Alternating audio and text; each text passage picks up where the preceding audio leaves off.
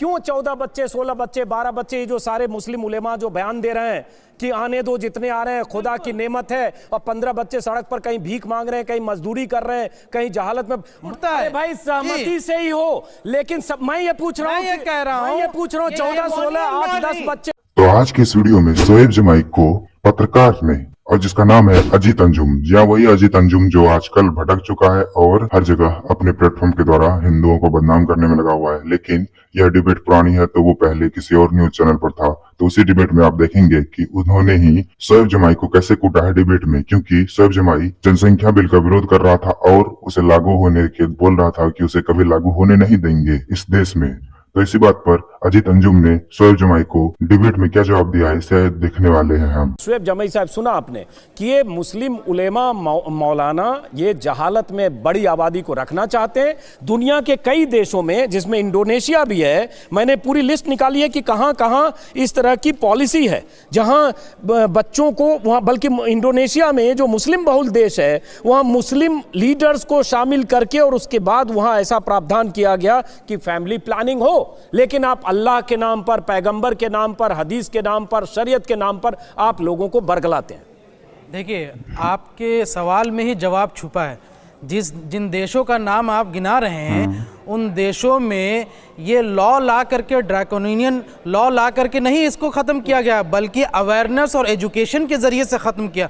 देखिए, गिरिराज सिंह जी ने एक लबादा ओढ़ने की कोशिश की। गिरिराज सिंह जी छोड़िए, आप अपनी बात करिए। एक लबादा ओढ़ने की आप कोशिश अपनी की, बात लेकिन वो करिए, एक्सपोज हो गए।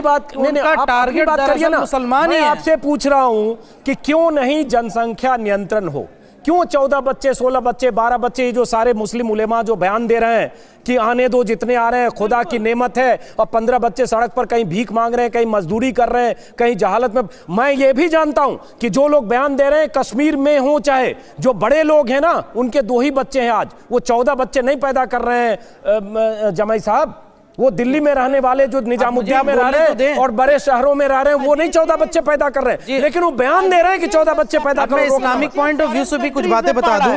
देखिए, हजरत मोहम्मद सल्लल्लाहु अलैहि वसल्लम के जो कंपेनियन थे, जिनको हम सहाबा कहते हैं, उठता है। भाई सहमति से ही हो, लेकिन मैं ये पूछ रहा हूँ, ये कह रहा हूँ, ये पूछ रहा हूँ 14, 16, 8, 10 बच्चे, ये ताहिरा हसन जवाब दी जाऊंगा। संगीता, एजुकेशन और अवेयरनेस का हो रही है, बने कि ना बने। 70 साल में एजुकेशन, फिर बात वही आ गई जो जिसका मैं जानकार नहीं हूँ, इस्लाम का हवाला है कि बिल्कुल आप ये कह रहे हैं कि रसूल अल्लाह चाहते भी थे, तो उन्होंने तरीके बताए थे, तो क्या प्रॉब्लम है कि 2 बच्चों की बात हो जाए और ड्रैकोनियन लॉ की बात ही नहीं कर रहे हैं। बात ये हो रही है कि लोगों में पहले अवेयरनेस पहुंचाई जाए, फिर अभी नहीं, एक टाइम रखा जाए, 2021, 2022 रख दीजिए।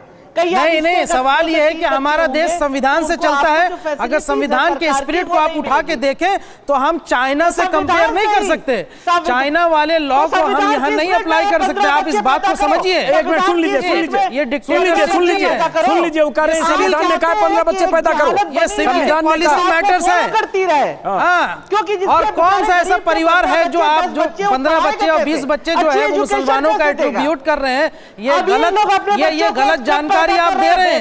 चलिए रोक रहे हैं, दोनों को रोक रहे हैं। एक सेकंड, जब हमारा घट गया है तो आपको मालूम होना चाहिए कि एजुकेशन से मसले हल होंगे। जमाई साहब, एक सेकंड, मनु गौर को शामिल करके नहीं, आप और दूसरे लोग भी इसी तरह से बात करते हैं। चलिए कोई बात नहीं, मुद्दे को भड़काना चाहते हैं। बिल्कुल सही करें ताहिरा जी। एक सेकंड, शोएब जमाई साहब, उसकी समस्या आप जनसंख्या से दे रहे हैं। साहब मेरी बात तो मान लीजिए। तो ये था शोएब जमाई, जो कि हमेशा फेमस है अपने डिबेट में पिटने के लिए। ये जब भी ये डिबेट में आता है, इसको देखे होंगे कि हमेशा सामने वाले दुनिया के कई देशों में, जिसमें इंडोनेशिया भी है, मैंने पूरी लिस्ट निकाली है कि कहां कहां इस तरह की पॉलिसी है, जहां बच्चों को, बल्कि इंडोनेशिया में जो मुस्लिम बहुल देश है, वहां मुस्लिम लीडर्स को शामिल करके और उसके बाद वहां ऐसा प्रावधान किया गया कि फैमिली प्लानिंग हो।